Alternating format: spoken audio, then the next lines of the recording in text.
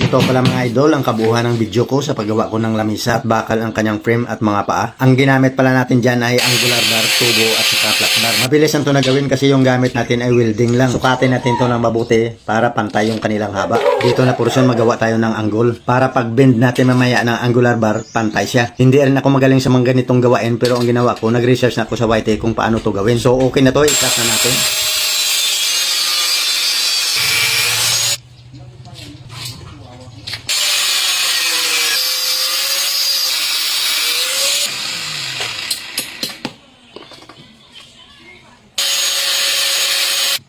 Ito na, i-bend na natin. Magaan lang to siya kasi manipis na angular bar ang ginamit ko. At saka magaan man lang yung plywood na ilagay ko dyan. Ayos, kayang-kaya. Ito ang forma niya mga idol. Sukatin natin yung eskwala kung perfect. Ayos, kung kuha ang angle.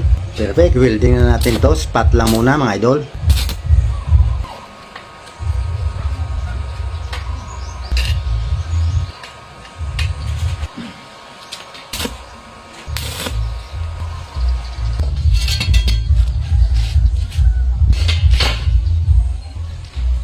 Ito na ang forma niya.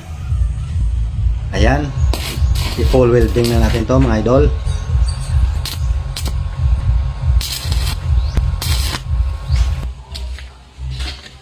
Okay, pantay pa rin ang kanyang angle. Hindi na deform. Ito pala, dinugtungan ko yung isang paa. Kulang ang haba. Ang mga paa naman yung tirahin natin para mabilis matapos. Sukatin din natin to sa ilalim at sa kataas kung pantay siya. Okay yung sukat, tuloy ang welding. Mas mabilis gawin tong bakal kisa kahoy. Ang sa kahoy marami pang mga paraan. Maglagari, magpako ka pa. Ito pag nasukat mo na lahat yung mga kailangan mo na bakal, i-cut mo lahat. Tapos tuloy-tuloy na ang pag-welding. Nilagyan pala natin yan ng flat bar sa gitna at saka sa magkabila ang gilid. Manipis lang yan ang ginamit ko ng mga bakal. Pero sa inyo kung gagawa kayo, depende naman kung anong klase ng kapal ng bakal ang gamitin nyo. May mga sizes naman yan. Ito pala yung forma niya sa ilalim. Oh. Ayan. Ito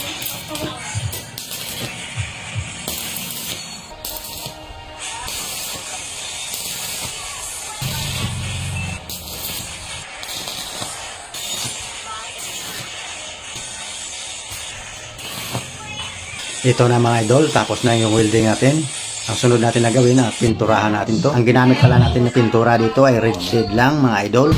Dapat sana epoxy primer muna pero ang mahal naman. Ito na yung mga idol, yung 3/4 natin na plywood. Mabilis na i-cut kasi mayroon tayong gamit. Maganda siya mga idol kasi yung ating plywood, pantay yung kanyang kapal sa frame. Balang araw pag nasira to yung ating plywood, mabilis na siya palitan. Kasi yung haba